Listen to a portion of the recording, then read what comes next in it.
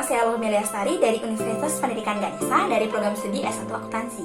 Nah, di sini saya akan menjelaskan materi mengenai pengaruh downstream dan upstream terhadap perhitungan laba yang ada dalam bab laba atas transaksi antar perusahaan persediaan. Nah, penjelasan materi ini akan saya jelaskan melalui penyelesaian kasus. Nah, sebelumnya, sekedar informasi, penjualan oleh perusahaan induk ke perusahaan anak itu disebut dengan penjualan downstream, sedangkan penjualan dari perusahaan anak ke perusahaan induk itu disebut dengan penjualan upstream.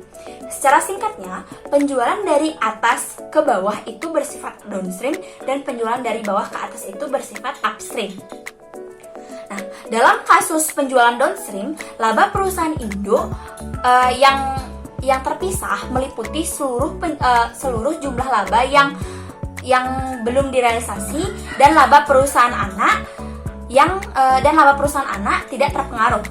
Nah, sedangkan jika penjualan itu bersifat upstream, maka laba bersih perusahaan anak mencakup seluruh jumlah laba yang belum direalisasi dan laba perusahaan induk yang terpisah tidak terpengaruh.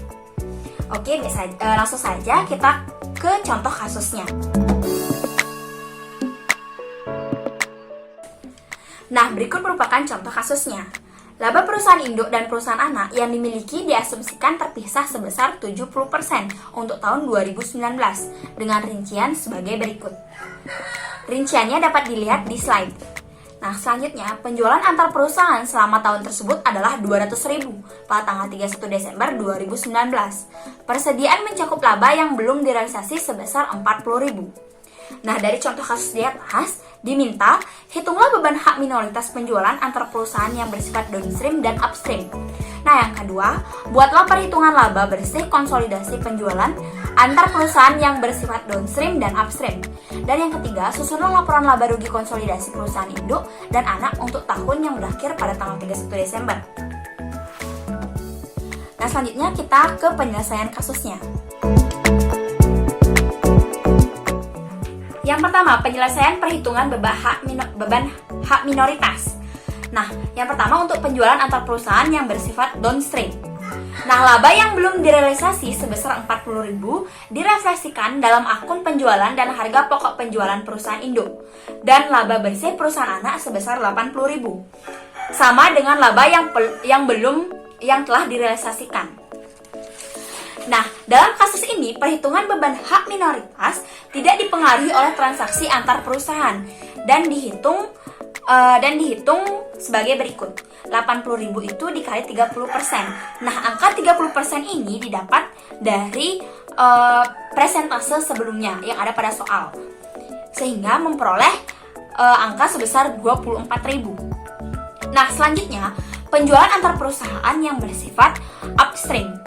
Nah, laba yang belum direalisasi sebesar 40.000 direfleksikan dalam akun penjualan dan harga pokok penjualan perusahaan anak serta laba yang direalisasi perusahaan anak sebesar 40.000. Nah, dalam kasus ini perhitungan laba minoritas tidak dipengaruhi oleh transaksi antar perusahaan dan dihitung sebagai berikut. Yang dihitung dengan cara 80.000 dikurang dengan 40.000 dikalikan dengan 30%. Presentasenya sama dengan dengan penjualan yang bersifat downstream, sehingga memperoleh angka sebesar 12.000. Baik, untuk selanjutnya merupakan perhitungan laba bersih konsolidasi penjualan antar perusahaan yang bersifat downstream dan upstream. Nah, dapat dilihat dari slide, berikut merupakan kolom yang akan digunakan, yaitu dibagi menjadi kolom downstream dan upstream. Nah, pada kolom pertama akan dipaparkan atau akan diisikan oleh laba perusahaan induk yang terpisah, di mana angka tersebut diperoleh dari soal, yang mana angka tersebut merupakan sebesar 280.000 ditambah dengan laba dari perusahaan anak. Nah, laba dari perusahaan anak ini akan dibagi lagi menjadi entah itu dia bersifat downstream ataupun upstream. Nah, yang bersifat downstream dilakukan dengan perhitungan ekuitas dalam laba yang dilaporkan perusahaan anak dikurangi dengan laba yang belum direalisasi dengan cara 80.000 80.000 itu merupakan laba bersih perusahaan anak, dikalikan dengan 70% persentase kepemilikan, dikurangi dengan 40.000 laba yang belum direalisasi, sehingga mendapatkan hasil 16.000. Nah, pada penjualan yang bersifat upstream, ekuitas dalam laba perusahaan anak yang telah direalisasi dihitung dengan 80.000 itu merupakan laba bersih perusahaan anak, dikurangi dengan 40.000 laba yang belum direalisasi, dikalikan dengan 70% yaitu persentase kepemilikan, sehingga memperoleh hasil 28.000.